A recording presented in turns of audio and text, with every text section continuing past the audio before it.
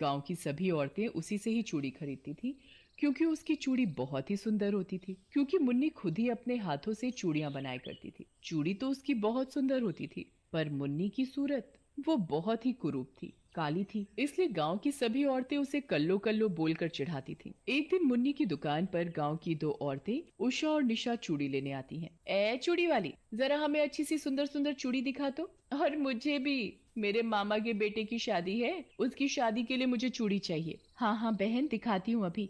ये देखो, ये चूड़ी तुम पर बहुत ही अच्छी लगेगी। और उषा बहन, ये तुम्हारे लिए, ये तुम पर बहुत खिलेगी।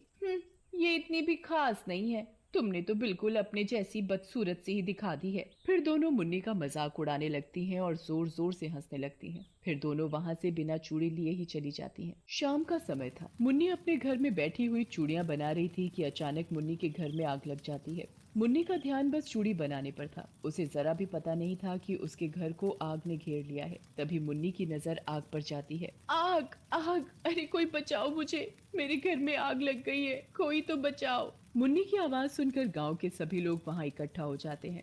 अरे अरे, वो चूड़ी वाली मुन्नी अंदर फंसी है। तो तुम्हें ज्यादा शौक है क्या आग में कूदने का? सोचना भी मत, नहीं तो उसके साथ साथ तुम भी मरोगे। कोई तो आग बुझाओ, नहीं तो वो बेचारी आग में झुलस जाएगी। चलो आग पर पानी डाले मिलकर। तभी शिवराज की पत्नी रचना बोल पड़ती है। चुपचाप खड़े रहो, अभी देखना वो खुद ही बाहर आ जाएगी। कोई भी गांव वाला चूड़ी वाली को नहीं बचाता। सब बस खड़े खड़े तमाशा ही देखते रहते हैं। और थोड़ी ही देर में मुन्नी का घर पूरा राख में बदल जाता है, जिसमें मुन्नी भी जलकर मर जाती है।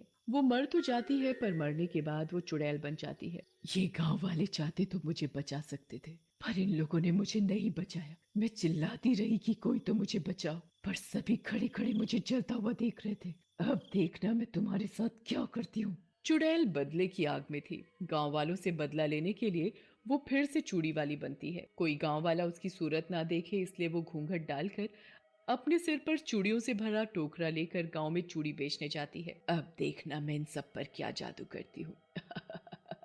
चूड़ी ले लो चूड़ी, मेरे पास रंग बिरंगी चूड़ियां हैं, ले लो। तभी रचना की नजर उस चूड़ी वाली की चूड़ियों पर पड़ती है।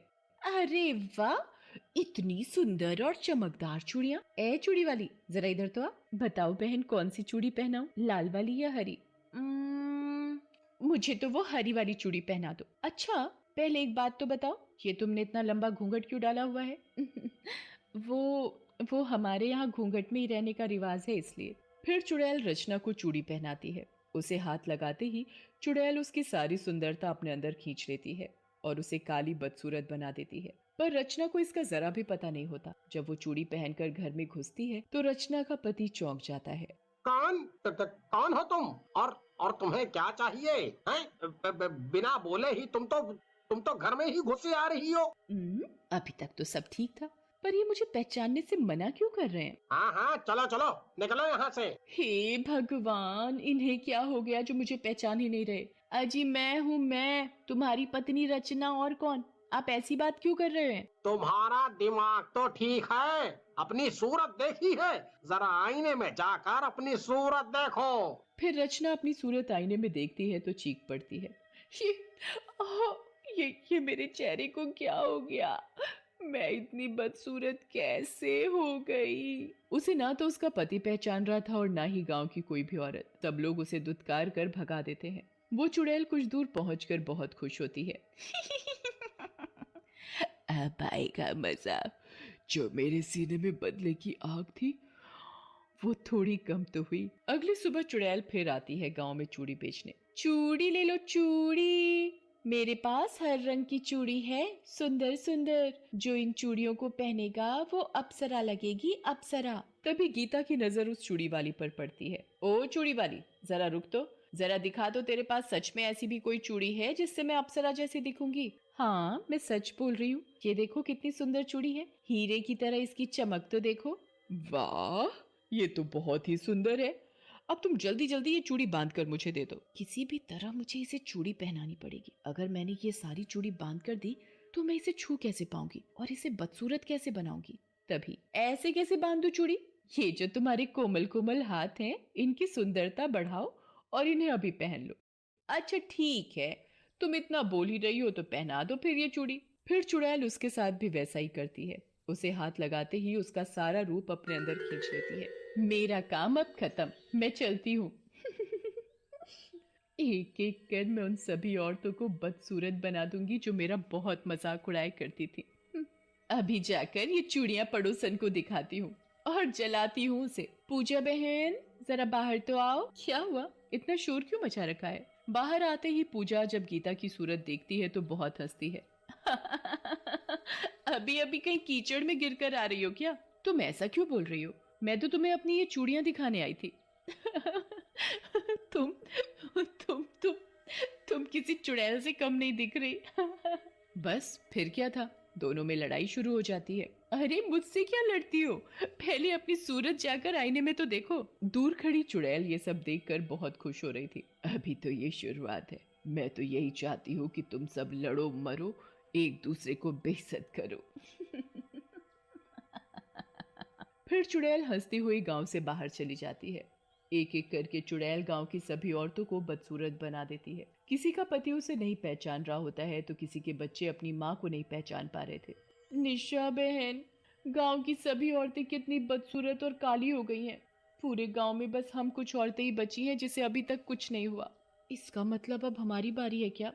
ये जो भी हो रहा है गांव की औरतों के साथ, उसके पीछे मुझे कुछ गड़बड़ लगती है। इससे पहले कि हमारे साथ भी ऐसा कुछ हो, पता तो करना पड़ेगा इसके पीछे का माजरा। फिर क्या था, उषा की नजर चारों तरफ रहने लगी। गांव में फिर चूड़ी वाली आती है आवाज लगाती हुई। ये देखो कितनी सुंदर सुंदर चूड़ियां लाई हूं मैं। आज मेरी चूड़ियां किसके हाथों की शोभा बढ़ाने जा रही हैं? तभी अंजू, निशा और पूजा मटके में पानी भरकर सामने से आती दिखाई पड़ती हैं। वो देखो चूड़ी वाली, चलो चलते हैं वहाँ। मेरे पास आज की चूड़ियां कुछ खास ही हैं। इसे पहनकर तुम तीनों गांव में सबसे सुंदर दिखने वाली हो। फिर देर किस बात की, पहना दो हमारे हाथों में ये चूड़ियां। चुड़ैल एक एक करके तीनों को चूड़ी पहना देती है, पर चुपके से उषा उसे चूड़ी पहनाते देख लेती है। जब चुड़ैल वहां से जाने लगती है तो तीनों का रूप बदलने लगता है।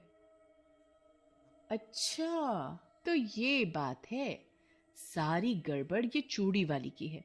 पर ये है कौन, कहाँ से आती है और कहाँ जाती है? पता करती हूँ।